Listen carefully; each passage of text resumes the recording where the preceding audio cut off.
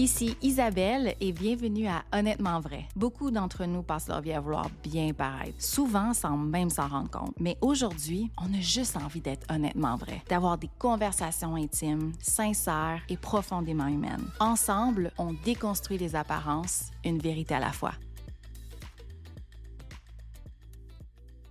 Bienvenue à Honnêtement vrai, la partie 2 de mon épisode solo sur la maternité et la réalité et ce qu'on n'ose pas dire. Alors, vu que c'était quand même un épisode assez chargé la semaine précédente, dans le fond, je continue cet épisode avec la partie 2, avec d'autres points que j'aimerais aborder avec vous sur ce qu'on vit durant la grossesse, durant la période postpartum, mais aussi ce qu'on n'ose pas vraiment dire à voix haute ou qu'on garde pour nous, puis on se demande si on est normal. C'est d'autres points que c'est ça j'aimerais aborder, puis qui est important à en parler. Le nommer, le dire, c'est important. J'étais rendue au point 4, puis c'était l'injustice entre les hommes et les femmes. C'est un gros point, ça. C'est un gros point parce que pendant la grossesse, pour moi, l'injustice entre les hommes et les femmes, c'est devenu beaucoup plus évident. On s'entend que les femmes, la charge mentale qui repose sur nous, ça commence dès le début. Les hommes, c'est beaucoup plus tard. Mais en fait, les hommes n'ont jamais la même charge mentale qu'une maman a. Le contraste entre l'expérience entre le père et la mère, c'est vraiment flagrant. Pour moi, ça m'a sauté aux yeux à partir du moment que je tombe enceinte. Et je trouve ça, malheureusement, ça peut cultiver un sentiment de haine envers le partenaire, envers les hommes. Puis c'est pas, là, je dis pas ce point-là pour entretenir une émotion de haine envers les hommes. C'est juste que je veux en parler parce que premièrement, ça fait du bien en parler, mais deux, parce qu'il faut le dire à voix haute, juste parce que c'est une réalité. Puis on le vit, puis c'est important d'en parler parce que peut-être que ça peut te faire sentir plus comprise, plus vue dans ta situation ou dans la situation que tu as vécue. Parce que oui, faut le comprendre, on ne peut pas changer rien à ça. C'est de même depuis la nuit des temps. On ne peut pas changer comment un homme fonctionne puis une femme fonctionne puis comment notre rôle de père et de mère est dans la société. Mais c'est juste qu'on peut juste en parler ouvertement. Premièrement, c'est ça, l'expérience est vraiment différente entre les deux. Puis là, je vais expliquer un résumé de ce que ça... Juste pour vous montrer la différence. Puis c'est ça. Puis il y a pas... je suis pas en colère, là. Je suis juste... Pour moi, c'était flagrant, la différence. Fait que le père, il sème une graine, puis attend 9 mois sa livraison. Ça ressemble à ça, ce qui se passe avec le père durant la grossesse. Tandis que c'est la femme qui doit tout subir physiquement, émotionnellement, mentalement. Elle se sacrifie. Tu peux plus boire, tu peux plus manger de tartare ou d'huîtres, tu peux même pas manger des œufs coulants, tu peux pas aller dans les saunas, tu peux pas porter tes vêtements comme d'habitude. Bref, tu te reconnais plus dans ton corps, tu te sens grosse, tu te sens pas toi-même, tu te sens insécure. Puis là, ta vie change carrément. Carrément. Puis pour l'homme, ben, il peut continuer à vivre sa vie pendant ce temps-là. Il peut continuer à sortir, il peut continuer à boire, il peut continuer à entretenir son six-pack. Il peut tout faire. Il n'y a aucune limite. Mais toi, tu as beaucoup de contraintes, puis tu n'as pas le choix. Faut que tu passes par là. Ou si tu commences déjà à ton rôle de mère à partir du moment que tu apprends que tu es enceinte, lui, il est carrément décalé de toi. Fait que la réalité frappe pour lui le jour où le bébé est dans ses bras. C'est là que c'est bien réel. Peut-être qu'il peut le sentir à travers le ventre de sa partenaire, de sentir les kicks, mais c'est pas réellement là que ça change pour lui. Toi, par exemple, en tant que femme, tu dois vivre l'accouchement. Lui, non. Lui, ben, il se sent impuissant ce jour-là. Ça, par exemple, c'est un peu poche pour lui, mais il est là quand même pour toi. Cette journée-là, il y a tellement d'admiration puis d'amour pour toi, là, parce qu'il ne serait jamais capable de faire ça, lui. Jamais. Puis il le sait, là. Il va te faire des petits points de pression pendant que tu souffres parce que... Puis là, en passant, toi, là, tu souffles là, comme tu n'as jamais souffert de ta vie. Puis là, il attend que le bébé sorte. Puis là, c'est pas fini là, pour la femme. Parce que pour toi, tu dois traverser le 4e trimestre. Apprendre à allaiter un bébé, à être sur demande au tout début quand même. Et là, éventuellement, retrouver ton corps. Fait qu'on s'entend que les 2 expériences sont drastiquement différentes, un côté puis de l'autre. Et ça a été... C'est sûr c'est difficile au début à accepter. C'est sûr, c'est sûr que ça te donne envie d'être en tabarnak après ton partenaire. C'est sûr que c'est injuste. C'est sûr que toi aussi, tu as juste envie t'aurais aimé ça, mais là, lui, il continue, puis là, toi, tu sens que t'es coincé, t'as pas la même liberté. C'est frustrant aussi parce que c'est difficile pour lui de comprendre comment tu te sens. C'est impossible qu'ils te comprennent. Les hommes pourront jamais nous comprendre ou comprendre ce qu'on a vécu.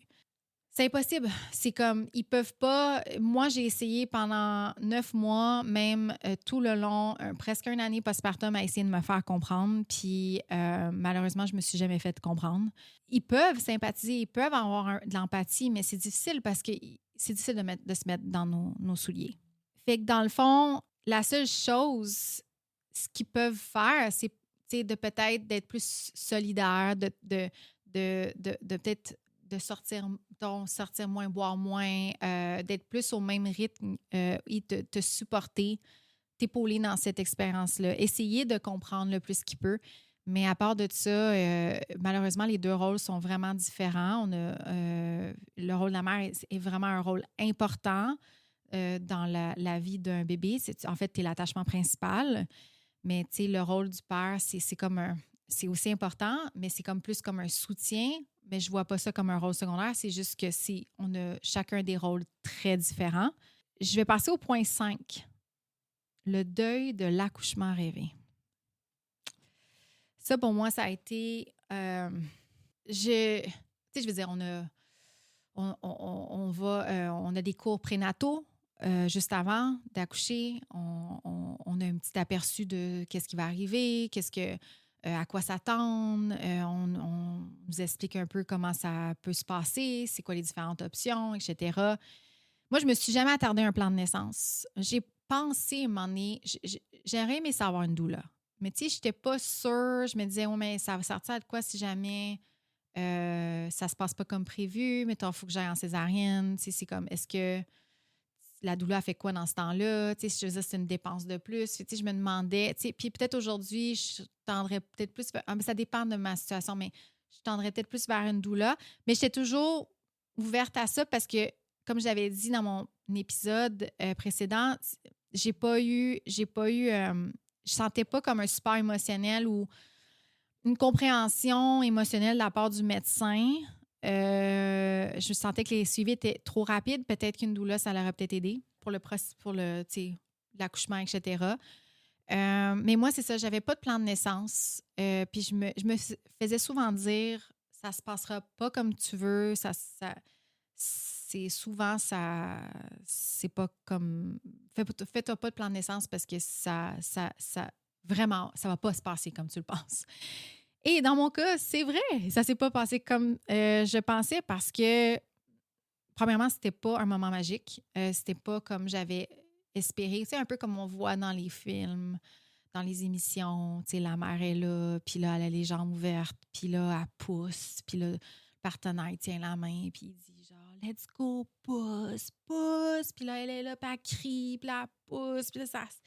C'est comme puis là, c'est vraiment c'est beau. Je dis c'est pas beau, mais c'est un beau moment à voir là, tu sais, puis tu trouves ça magique, tu trouves ça merveilleux.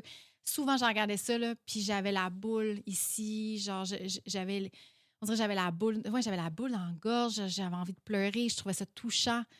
Moi, ça s'est passé zéro comme ça. J'ai pas eu ce moment-là, malheureusement, puis je me l'imaginais comme ça. En fait, quand je suis arrivée à l'hôpital, on m'a demandé, as-tu un plan de naissance? J'ai répondu non. J'ai dit, la seule chose, je veux l'épidurale. je veux le pot à pot, puis je veux pas de césarienne. C'était simple. Ben, j'ai eu une affaire sur 3. En fait, j'ai eu l'épidurale. C'est juste ça, j'ai eu au moins une chance. Mais tu sais, c'est pas... les circonstances, comment ça s'est passé, j'ai même pas eu la peau à peau, t'imagines? C'est ça en 2025. En tout cas, fait que j'irais... C'est ça. Ce qui s'est passé, c'est que moi, je suis rentrée, j'avais perdu mes os. Je suis arrivée à l'hôpital, j'étais à 1 cm dilaté.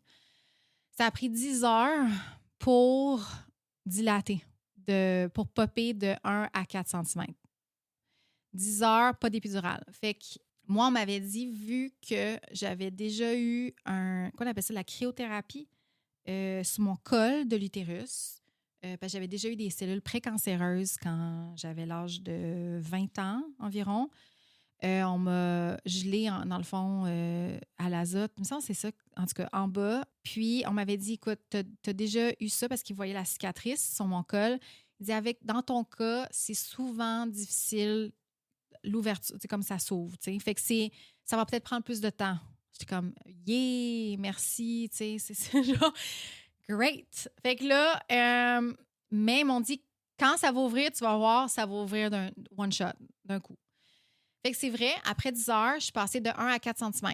De même, bang. Fait que là, j'avais espoir. Mais tu sais, ils ne checkaient pas tout le temps parce que, un, ils ne voulaient pas me décourager. Puis deux, ben là, à un moment donné, c'était long. Là. Fait que là, quand que ça a popé, ben là, je me suis dit, il y a espoir. Mais moi, j'avais tout le temps dans ma tête, et si ça ne marche pas, puis si je dilate pas, puis si je ne vais pas jusqu'au bout, qu'est-ce qui arrive?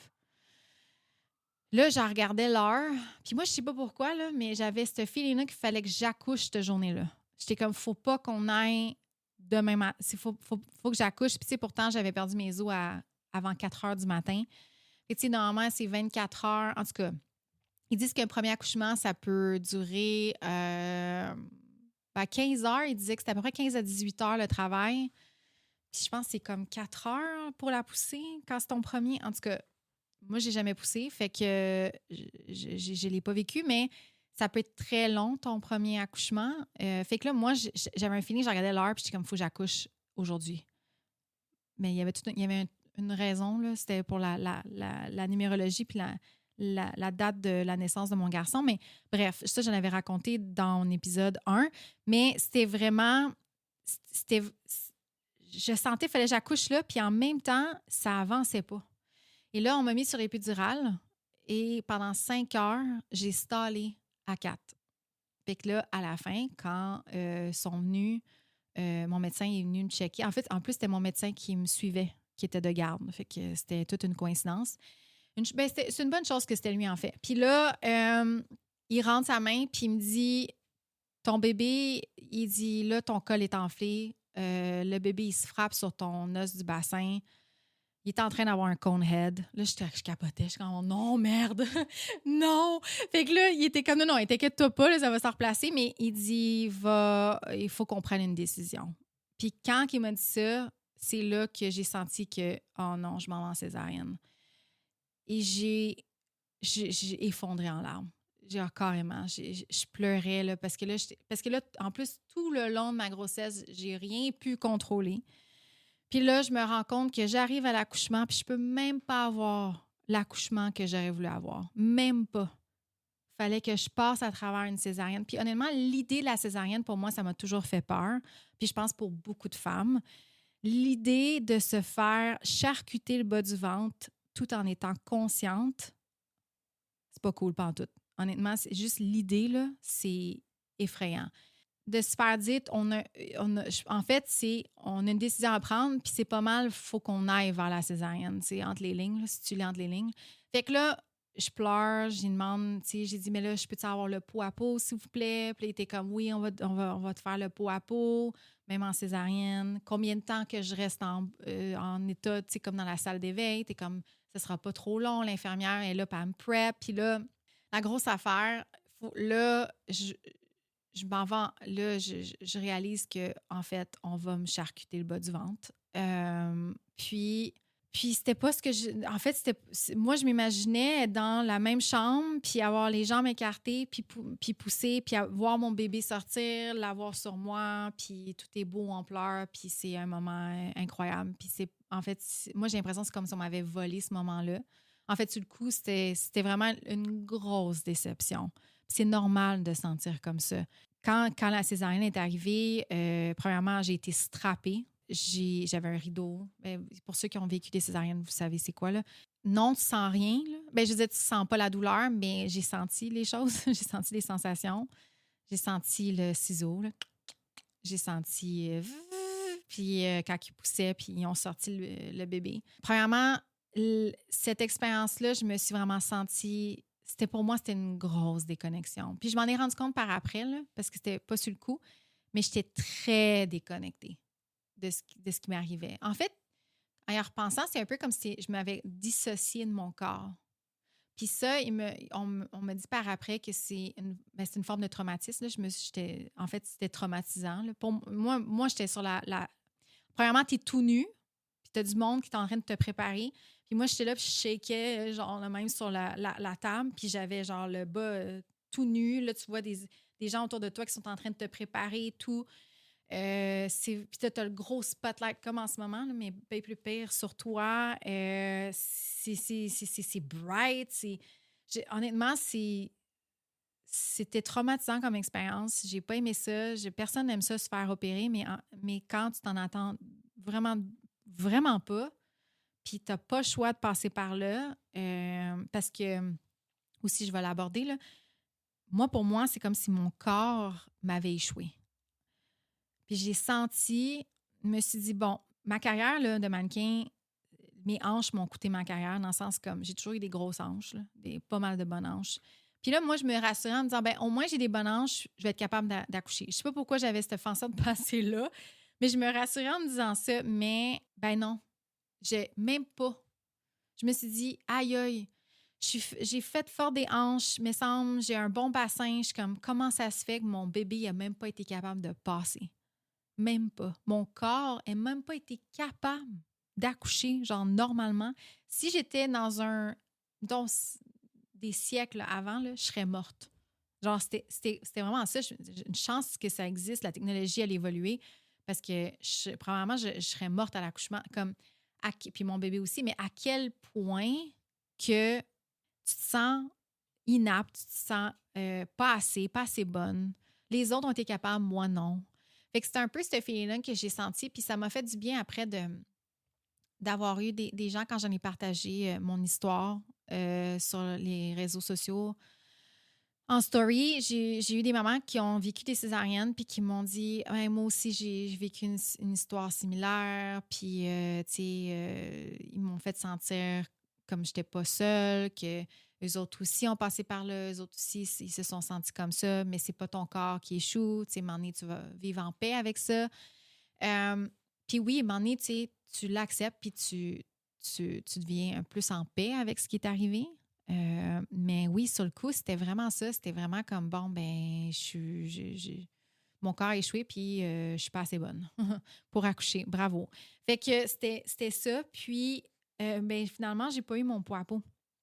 Quand il est arrivé ils ont sorti le bébé, ils l'ont montré au-dessus du rideau. Premièrement, t'es gelé, puis là, t'es carrément déconnecté. J'ai regardé mon bébé, j'étais comme, c'est ça mon bébé? J'étais comme... C'était pas pareil, là. Puis là, c'était pas magique. Puis là, il nettoie. Moi, je le regarde du coin de l'œil, genre de la salle. Puis je l'observe, j'essaie de voir. Je comprends pas trop ce qui se passe. Quand tu accouches par césarienne, tu entends un bébé qui pleure, mais tu le vois pas. Puis là, il monte au-dessus du rideau, puis ça dure quelques secondes, puis après, il part avec. Puis là, quand ils sont revenus, ben, ils me l'ont présenté sur le bord de ma joue. Puis mon ex a dit, ben, il n'y a pas de poids à peau? Ils ont dit non, on n'a pas le staff pour ça. Ben là, j'ai genre fait wow, OK. Fait que non seulement, tu sais, je veux dire, quelle déception. Puis en plus, ça a pris 2 heures avant que je monte à l'étage, avant de pouvoir l'allaiter et tout. Fait que c'est mon ex qui a fait le pot à pot, mais moi, j'ai pas eu le droit au pot à pot à cause de ça, de situation. Ben, je comprends, c'est un samedi soir, là. Tu sais, je suis pas fâchée, là. Je comprends la situation, mais à le refaire, je pense que je planifierais les choses autrement si j'ai pas à faire.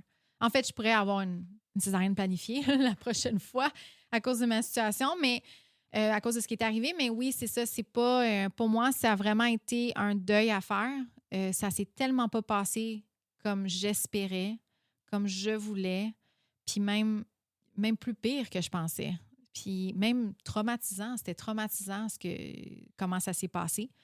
Puis ça a pris un certain temps parce que je me suis sentie très déconnectée de mon bébé. Puis ça, je pense qu'il n'y a pas beaucoup de femmes qui osent le dire parce qu'on se sent mal, on se sent comme une mauvaise mère ou que qu'est-ce qui se passe avec moi, je suis pas normale. Mais à cause de la situation avec l'accouchement, j'ai l'impression que ça a pris énormément de temps à bonder avec mon bébé.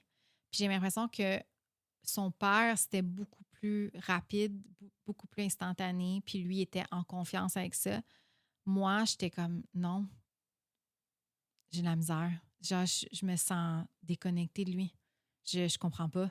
Mais ça a pris du temps. Ça a pris vraiment beaucoup de mois avant que je bonde avec, puis que, tu sais, je veux dire que je l'apprivoise, puis que je me sens connectée avec lui. Mais je pense que c'est à cause du résultat, dans le fond, de la grossesse, puis après l'accouchement, comment ça s'est passé. Maintenant, on va enchaîner avec le point 6, qui est, ça c'est un petit point, un gros point, non, ouais. Point 6, en postpartum, check bien ça. Entendre que le bébé ressemble au père et se sentir invisible. Ouf! Ça, là, ça, je suis désolée, mais c'est un point qui fait mal. Ça fait mal. Puis ça fait mal, je dis ça, puis je vais m'expliquer. Je pense qu'on le réalise pas. En fait, je n'y avais pas pensé pendant que j'étais enceinte ou même avant. J'ai jamais pensé à ça. Je pensais jamais que ça m'aurait piqué ou blessé d'une certaine façon. Et c'est en parlant avec des mères au début, quand je venais juste d'accoucher, là, j'étais en crash d'hormones, gros baby blues. Et là, je parle avec d'autres mamans, puis je me rappelle, j'étais avec mon amie, puis j'ai dit, genre, puis tu sais, j'allais pas bien, puis j'étais très émotionnelle, puis j'ai dit, je comprends pas, tu sais, quand que la famille de mon ex se dit, ah, il ressemble tellement à tel, puis par rapport à, il ressemble tellement à un membre de la famille, de son bord, j'ai dit, ça me fait de quoi? Comme on dirait, ça me fait chier. Ça me fait, genre, j'aime pas ça. J'aime pas l'émotion que ça me fait vivre en dedans. Puis elle m'a dit, hey, si tu savais comment moi aussi, là. Aïe, aïe, ça me faisait-tu chier quand que la mère de mon chum qui dit, ah, il ressemble tellement, nanana. Puis là, les yeux, ah, il y a tellement les yeux de son père. Ah, il y a tellement la face de son père. Honnêtement, oui, t'aimes ton partenaire, tu veux voir ton partenaire en lui. Puis ça, je comprends ça, là, je comprends tellement ça. Mais je pense que c'est pas ça. L'affaire qui. Premièrement, tu es en crash d'hormones, on va se le dire. Tu es plus sensible, plus vulnérable. De l'entendre de plusieurs femmes, de dire que eux autres aussi, ça les froissait un peu puis que ça leur faisait un peu mal. J'ai compris que c'était pas juste moi qui vivais ça. Puis je me sentais moins seule, je me sentais comprise parce que moi, quand j'ai vivais ça, j'étais comme, je suis pas normale. Là. C'est pas normal que je sens ça. Mais après avoir porté, après avoir vécu tout ça, enduré 9 mois, presque 10, mais tu sais, 9 mois de grossesse, de tous ces changements-là, corporels, mentalement, émotionnellement, que ta vie change au complet, que tu as dû sacrifier, que ton corps, tu ne le reconnais plus après avoir accouché, que là, tu es un hot mess après avoir accouché, puis là, tu dois tout dealer avec l'allaitement, puis les seins te font mal, puis là, tu saignes en bas, ça n'a pas d'allure. C'est comme, il y a plein, c'est comme, t'es pas belle, t'es pas jolie, là, t'es vraiment scrap. tu vis tout ça, puis là, tu entends dire que ton bébé, c'est le portrait craché de son père. Euh, je- Honnêtement, allô, est où ma reconnaissance? C'est un peu ça, c'est une question de reconnaissance, c'est une question de se sentir visible après avoir tout traversé ça. C'est comme, allô, j'existe. Tu sais, c'était un peu ça. Puis moi, j'avais l'impression que ça me faisait sentir effacée, que je n'étais pas importante. Puis j'avoue que c'est quand même des blessures que ça fait longtemps que je traîne, que c'est des blessures qui, m- qui m'appartiennent. Le sentiment de se sentir invisible, c'est quelque chose que j'ai tout le temps dû à dealer avec toute ma vie. Fait que c'est sûr que pour moi, ça fait raviver des blessures beaucoup plus intensément que peut-être d'autres mères. Mais reste qu'il y en a d'autres mères qui se sentent comme ça. Puis je me disais, ben OK, ben il faut que j'en parle parce que je suis pas la seule, là. Tu sais, la frustration de ne pas être reconnue dans son propre enfant, quand on a littéralement donné son corps pour le créer, ça fait mal. Ça fait un petit pincement. Tu sais, pourquoi qu'on ne souligne pas ce que la mère a transmis? Tu sais, moi, ça m'a fait de la peine quand que ma propre famille et mes amis disaient qu'elle ressemblait à son père. J'étais comme, allô, t'es pas dans mon équipe? C'est comme, mais voyons, tu sais, genre, tu fais pas exprès de chercher des ressemblances?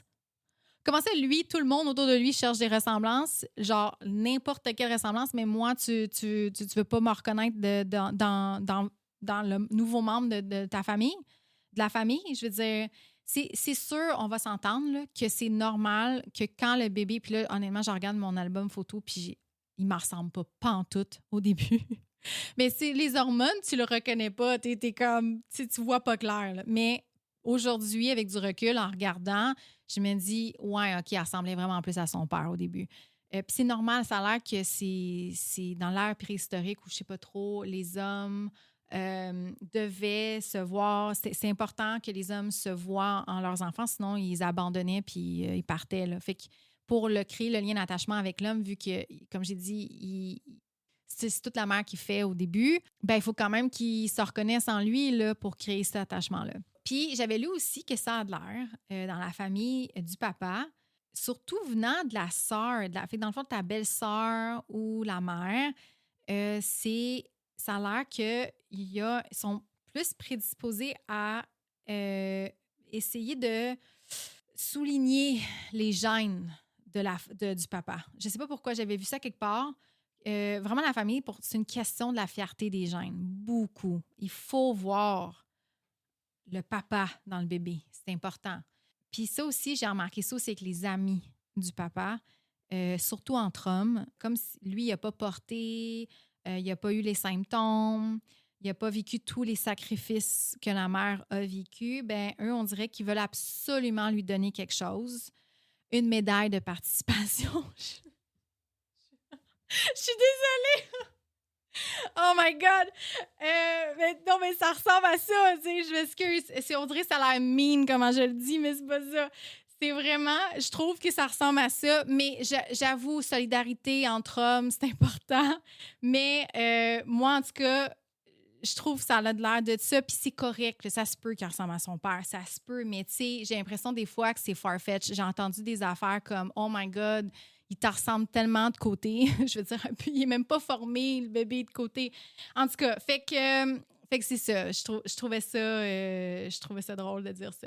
Moi, en tout cas, comment j'ai vécu ça, les commentaires, je trouve que ça m'a fait comme tout le temps à chaque fois un pincement. Ça m'a pas vraiment fait. Ça me faisait sentir invisible. Ça me faisait sentir effacée, pas assez importante versus le père. Ça m'a fait sentir beaucoup, beaucoup de colère aussi. De la haine même envers les gens qui le disaient.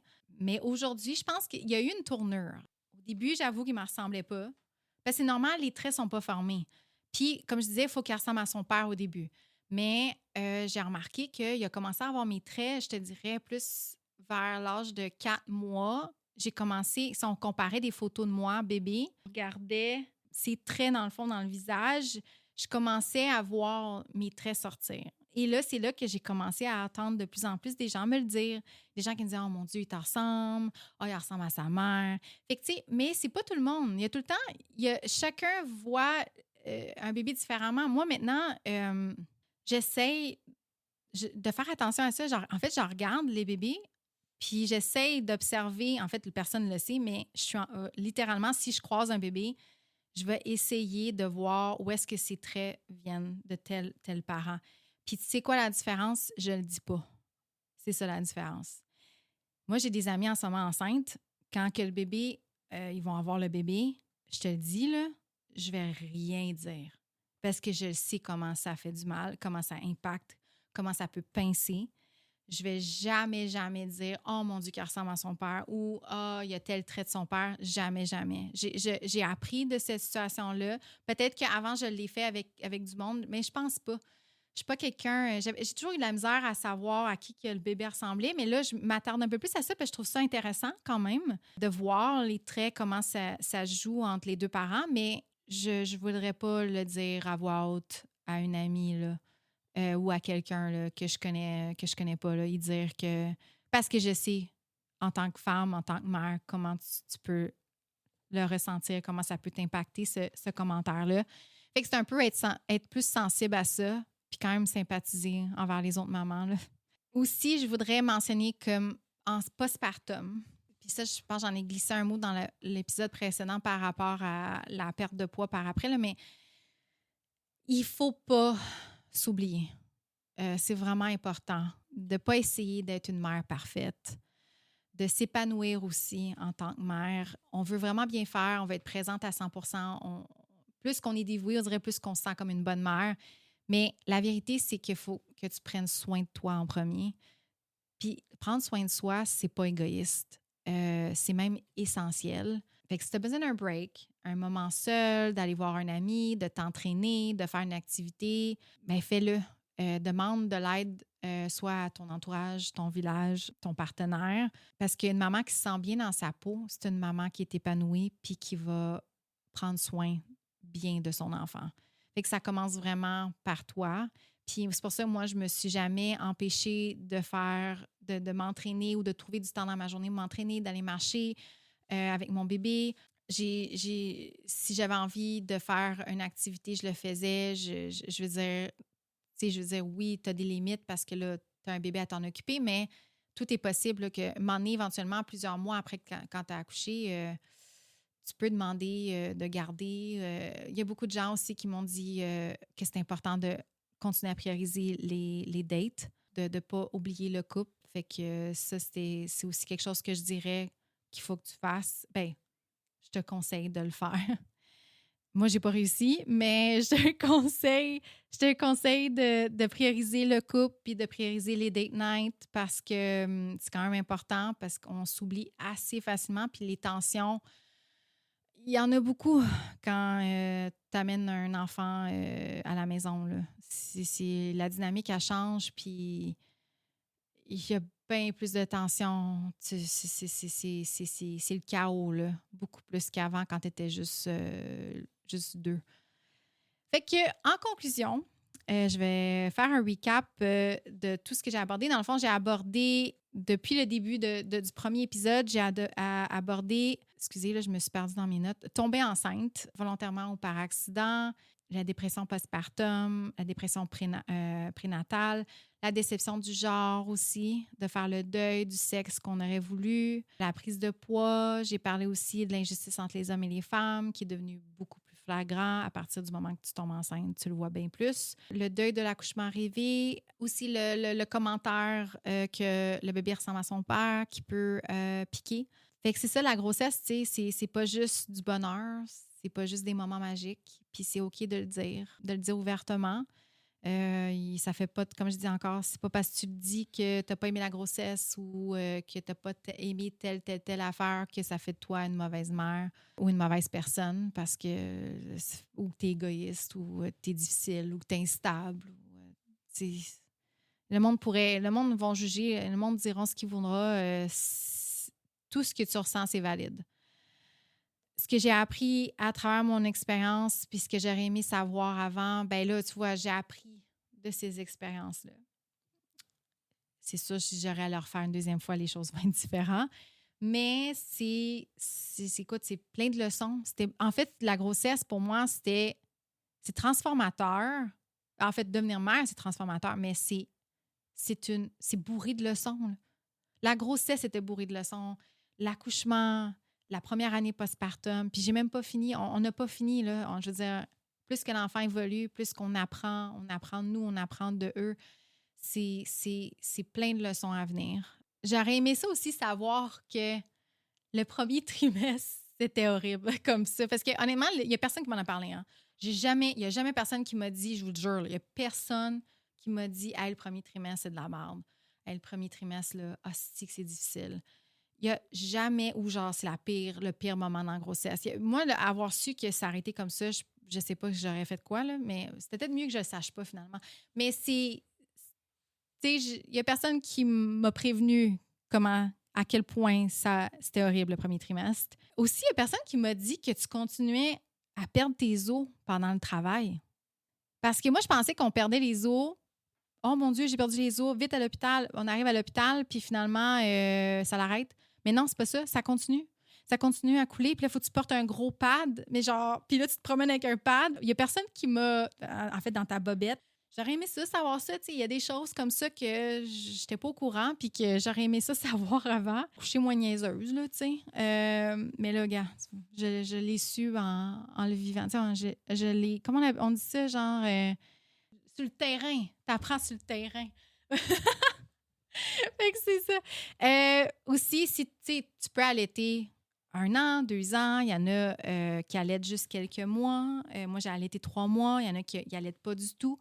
Peu importe ce que tu choisis, ça ne fait pas de toi une plus bonne mère, une moins bonne mère ou une mère moins dévouée si tu décides de ne pas pantoute l'allaiter ou quelques mois.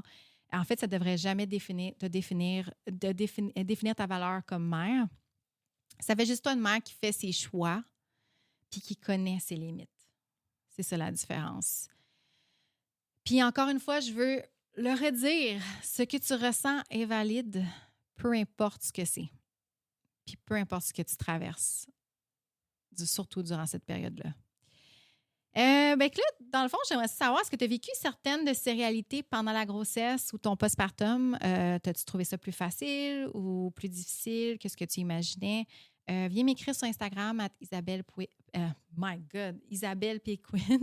Je serais curieuse de lire ton expérience ou honnêtement vrai. Et si cet épisode t'a parlé, n'hésite pas à le partager avec une future maman qui pourrait en avoir besoin. À la semaine prochaine. Merci d'avoir été à l'écoute. Bye! Merci d'avoir été là. Si cet épisode t'a touché, inspiré ou juste fait du bien, n'hésite pas à le partager. Je t'invite aussi à t'abonner pour ne rien manquer. Tu peux aussi venir me jaser à Honnêtement Vrai ou Isabelle Péquin sur Instagram. Et on se retrouve bientôt pour une autre jasette Honnêtement Vrai.